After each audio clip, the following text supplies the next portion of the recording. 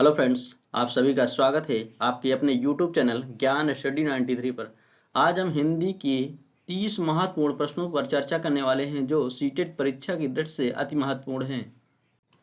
दोस्तों, आप हमारे चैनल के प्लेलिस्ट पे आकर के सभी विषयों के अलग अलग प्रैक्टिस कर सकते हैं। तो आज का पहला प्रश्न है, द्विभाषी बच्चे या दो भाषा जानने वाले बच्चे किसी से बात करते समय प्रायः एक भाषा के शब्दों का प्रयोग करते हैं कहलाता है। आपके विकल्प हैं संकेत बदलना, संकेत मिश्रित करना, बहुभाषिकता, दक्षता स्तर। सही विकल्प है विकल्प नंबर 1, संकेत बदलना। अगला प्रश्न है, एक भाषा शिक्षक के रूप में हमें अपने विद्यार्थियों में शब्दकोश के सफल प्रयोगकर्ता की आदत डालने का प्रयास करना चाहिए। निम्नलिखित में से कौन सा तरीका शब्दकोश के प्रयोग को प्रोत्साहित करने के लिए सही नहीं है? आपके विकल्प हैं वाक्य के भाग ढूंढना, संदर्भ में उपयुक्त अर्थ चुनना, शब्द की वर्तनी जानना, प्रत्येक नए शब्द के लिए शिक्षक से पूछना। सही विकल्प है विकल्प नंबर 4, प्रत्येक नए शब्द के लिए शिक्षक से पूछना। अगला प्रश्न है, कहानी सुनाना विद्यार्थियों की सहायता करता है अनुशासन में बैठने में, कक्ष में एकाग्र होने में, कक्षा के वातावरण का आनंद लेने में, अपनी कल्पनाशीलता का विकास करने में। सही विकल्प है विकल्प नंबर 4, का अपनी कल्पनाशीलता का विकास करने में। अगला प्रश्न है, भाषा की कक्षा में साहित्यिक पाठ सामग्री को डॉट डॉट के शिक्षण अधिगम के लिए प्रयोग किया जा सकता है। आपके विकल्प हैं भाषा के कार्य तथा नई शब्दावली, नियमों के पुनर्निर्माण, अधिगम अक्षमताओं, उच्चारण विकसित करने। सही विकल्प है विकल्प नंबर 1, भाषा के कार्य तथा नई शब्दावली। अगला प्रश्न है, मातृभाषा में ही बच्चे का मस्तिष्क सबसे पहले क्रियाशील होता है। यह कथन पूर्णतः सत्य है, पूर्णतः सत्य नहीं है, आंशिक रूप से सत्य है, पूर्णतः असत्य है। सही विकल्प है विकल्प नंबर 1, पूर्णतः सत्य है। अगला प्रश्न है, प्राथमिक स्तर पर कविता शिक्षण का सर्वाधिक महत्वपूर्ण उद्देश्य है कविता का भावार्थ बताना, कविता का शब्दार्थ बताना, कविता में छंद और अलंकार बताना, कविता पाठ का आनंद लेना। सही विकल्प है विकल्प नंबर 4, कविता पाठ का आनंद लेना। अगला प्रश्न है, प्राथमिक स्तर पर भाषा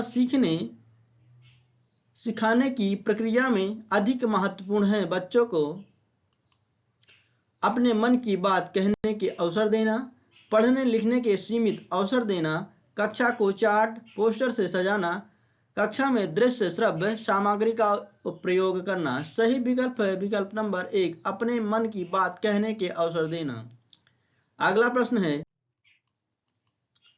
लिखना सीखने में कीड़ों कांटे स्क्रैबलिंग एक महत्वपूर्ण चरण है क्योंकि बच्चे प्रयास करते हैं जिस दिन से उन्होंने पेन या पेंसिल पकड़ी उस दिन से शब्द एवं अक्षर लिखने का, अपने लिए चिन्हों से अर्थ निकालने का, पढ़ने लिखने एवं संख्या ज्ञान में कुछ सम वयस्कों के नकल करने पर। सही विकल्प है विकल्प नंबर 2, अपने लिए चिन्हों से अर्थ निकालने का। अगला प्रश्न है, विविध परिस्थितियों में भाषा का उपयुक्त एवं प्रभावी उपयोग करने के लिए हमें आवश्यकता है व्याकरण के नियमों को जानने की, प्रत्येक व्याकरणिक पद की परिभाषाएं जानने की, व्याकरण के प्रति व्यवस्थित ध्यान में केंद्रित करने की, संदर्भ के अनुसार व्याकरण के उपयोग पर ध्यान देने की। सही विकल्प है विकल्प नंबर 4, संदर्भ के अनुसार व्याकरण के उपयोग पर ध्यान देने की। अगला प्रश्न है, एक शिक्षक विद्यार्थियों को अपनी उंगलियों से रेत से भरी ट्रे में वर्णमाला के अक्षर लिखने के लिए कहती है या कहता है। इस गतिविधि का उद्देश्य है कक्षा में क्रीडामय परिवेश को बढ़ावा देना, उनमें साफ एवं गंदे हाथों में अंतर की समझ बनाना, उनके सूक्ष्म गत्यात्मक कौशलों को मजबूत करना, घर के लगाव से उनका ध्यान हटाना। सही विकल्प है विकल्प नंबर 3, उनके सूक्ष्म गत्यात्मक कौशलों को मजबूत करना। अगला प्रश्न है, प्राथमिक स्तर पर भाषा शिक्षण का उद्देश्य नहीं है। आपके विकल्प हैं पूर्व अर्जित कौशलों का उत्तरोत्तर विकास करना, मुख्य विचार को ढूंढने के लिए पढ़ना, विशेष सामग्री के माध्यम से नए शब्दों के अर्थ जानना, व्याकरण की परिभाषाओं को कंठस्थ करना। सही विकल्प है विकल्प नंबर 4, व्याकरण की परिभाषाओं को कंठस्थ करना। अगला प्रश्न है वाइगोत्स्की के अनुसार बच्चे ... से सीखते हैं। श्रुतलेख संबंधी कार्य, पाठचर्या, सहगामी क्रियाओं, सामाजिक अंतःक्रिया, दूसरों का अनुकरण करने से। सही विकल्प है विकल्प नंबर 3, सामाजिक अंतःक्रिया। अगला प्रश्न है लिखने में कठिनाई होना ... से संबंध है। Dyslexia, dysgraphia, dyscalculia, aphasia. सही विकल्प है विकल्प नंबर 2, डिस्ग्राफिया। अगला प्रश्न है जब बालक किसी भाषा को द्वितीय तथा तृतीय भाषा के रूप में सीखता है या सीखती है, इसे माना जाता है भाषा अर्जन, भाषा की अमूर्तता, भाषा वृद्धि, भाषा सीखना। सही विकल्प है विकल्प नंबर 4, भाषा सीखना। अगला प्रश्न है विद्यालयी शिक्षा में बहुभाषिकता एक योजना के रूप में का क्या अर्थ है? आपके विकल्प हैं सभी बच्चे अपनी विद्यालयी शिक्षा अपनी मातृभाषा घर की भाषा में आरंभ करते हैं तथा जैसे जैसे प्रगति करते हैं उसमें और अधिक भाषाएं जोड़ते जाते हैं। सभी बच्चे निर्देश के माध्यम के रूप में राज्य भाषा में सीखते हैं तथा अंग्रेजी और हिंदी सीखते हैं। सभी बच्चे आधारभूत स्तर से अंग्रेजी, राजभाषा तथा हिंदी सीखते हैं। प्राथमिक स्तर पर माध्यम के रूप में मातृभाषा तथा उच्च प्राथमिक स्तर पर अंग्रेजी माध्यम के रूप में। सही विकल्प है विकल्प नंबर 1, सभी बच्चे अपनी विद्यालयी शिक्षा अपनी मातृभाषा घर की भाषा में आरंभ करते हैं तथा जैसे जैसे प्रगति करते हैं उसमें और अधिक भाषाएं जोड़ते जाते हैं। अगला प्रश्न है निम्नलिखित में से भाषा शिक्षण का कौन सा तरीका सीखने के प्रतिफल पर केंद्रित है? मातृभाषा आधारित भाषा शिक्षण, दक्षता आधारित भाषा शिक्षण, संप्रेषणात्मक भाषा शिक्षण, भाषा शिक्षण की द्विभाषिक विधि। सही विकल्प है विकल्प नंबर 2, दक्षता आधारित भाषा शिक्षण। अगला प्रश्न है निम्नलिखित में से भाषा सीखने के बारे में कौन सा कथन सत्य है? लेखन से पहले पठन का विकास होता है, पठन से पहले शिक्षार्थी को लिखने की आवश्यकता है, पठन और लेखन साथ साथ विकसित होते हैं, प्रथम भाषा द्वितीय भाषा सीखने में हस्तक्षेप करती है। सही विकल्प है विकल्प नंबर 3, पठन और लेखन साथ साथ विकसित होते हैं। अगला प्रश्न है निम्नलिखित में से कौन सा भाषा अर्जन के व्यवहारवादी सिद्धांत से संबंधित नहीं है? आपके विकल्प हैं सक्रिय अनुकूलन, खाली बर्तन, प्रयास तथा त्रुटि, सामाजिक अंतःक्रिया। सही विकल्प है विकल्प नंबर 4, सामाजिक अंतःक्रिया। अगला प्रश्न है स्वानिमी के जागरूकता संबंधित है। आपके विकल्प हैं स्वनिमों तथा लेखाचित्रों में संबंध स्थापित करने की योग्यता से, बोले गए शब्दों में स्वनिमों की पहचान कर उनमें परिवर्तन करने की योग्यता से, शब्दों को शुद्ध तथा धारा प्रवाह पढ़ना, सही वर्तनी के साथ लिखना। सही विकल्प है विकल्प नंबर 2, बोले गए शब्दों में स्वनिमों की पहचान कर उनमें परिवर्तन करने की योग्यता से। अगला प्रश्न है भाषा अधिगम में कहानी सुनाना ... एक प्रभावकारी माध्यम है। नैतिक शिक्षा प्रदान कराने के लिए, श्रवण कौशलों को विकसित करने के लिए, लेखन कौशल को विकसित करने के लिए, खाली समय में बच्चों को व्यस्त रखने के लिए। सही विकल्प है विकल्प नंबर 2, श्रवण कौशलों को विकसित करने के लिए। अगला प्रश्न है किसी भाषा की परीक्षा का ब्लूप्रिंट तैयार करते समय निम्नलिखित में से कौन सा कार्य आवश्यक नहीं है? आपके विकल्प हैं शिक्षण उद्देश्यों को महत्व देना, प्रश्नों के विविध रूपों को महत्व देना, कठिनाई के स्तर को महत्व देना, लेखन की विविध शैलियों को महत्व देना। सही विकल्प है विकल्प नंबर 4, लेखन की विविध शैलियों को महत्व देना। अगला प्रश्न है अंग्रेजी भाषा के शिक्षण वृद्धि के संबंध में निम्नलिखित कथन पढ़िए। यह शिक्षण पद्धति सर्वप्रथम जर्मनी में प्रारंभ की गई। बी, अंग्रेजी भाषा सिखाने के लिए पूरे यूरोप में यह व्यापक रूप में अपनाई गई। सी, शिक्षण की इकाई शब्द है न कि वाक्य।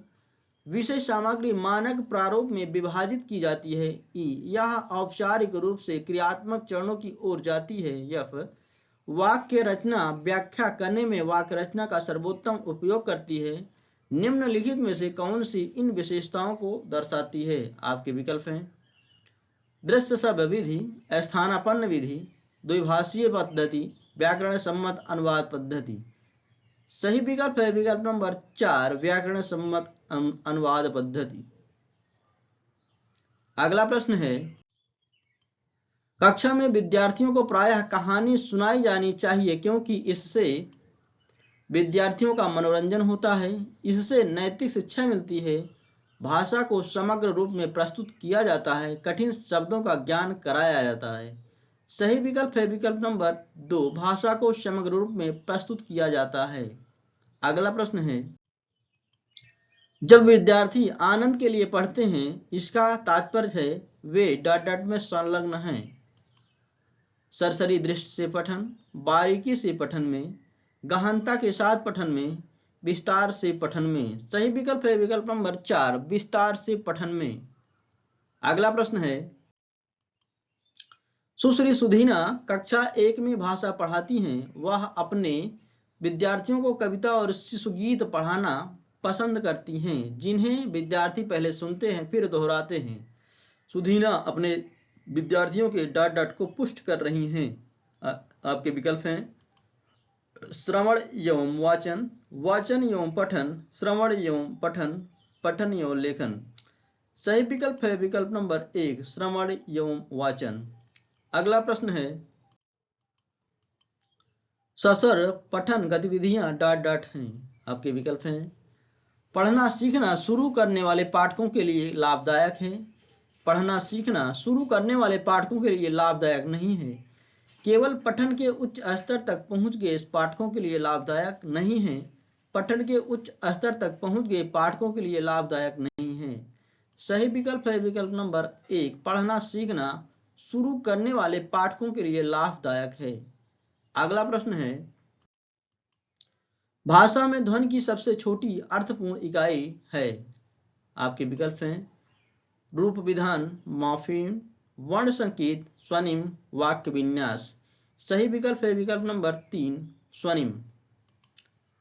अगला प्रश्न है, ऐसे कक्ष जहां बच्चे अपनी मातृभाषा से शुरुआत करते हैं तथा उसके बाद उन्हें अतिरिक्त भाषाओं का शिक्षण दिया जाता है वह क्या कहलाती है? आपके विकल्प हैं द्विभाषी कक्षा, बुनियादी कक्षा, मानवीय उपागम, बहुभाषिक कक्षा। सही विकल्प है विकल्प नंबर 4, बहुभाषिक कक्षा। अगला प्रश्न है, बहुभाषिक शिक्षा एक ऐसी प्रक्रिया है जिसमें विद्यार्थी विद्यालय में अतिरिक्त भाषा सीखने पहले डॉट डॉट से शुरुआत करते हैं। आपके विकल्प हैं अपनी मातृभाषा, द्वितीय भाषा, संकेत भाषा, बहुभाषाओं। सही विकल्प है विकल्प नंबर 1, अपनी मातृभाषा। अगला प्रश्न है, व्याकरण अनुवाद विधि को किस रूप में जाना जाता है? आपके विकल्प हैं शास्त्रीय विधि, शास्त्रीय उपागम, रचनात्मक विधि, आलोचनात्मक शिक्षण शास्त्र विधि। सही विकल्प है विकल्प नंबर 1, शास्त्रीय विधि। बस आज के लिए इतना दोस्तों। Thank you so much.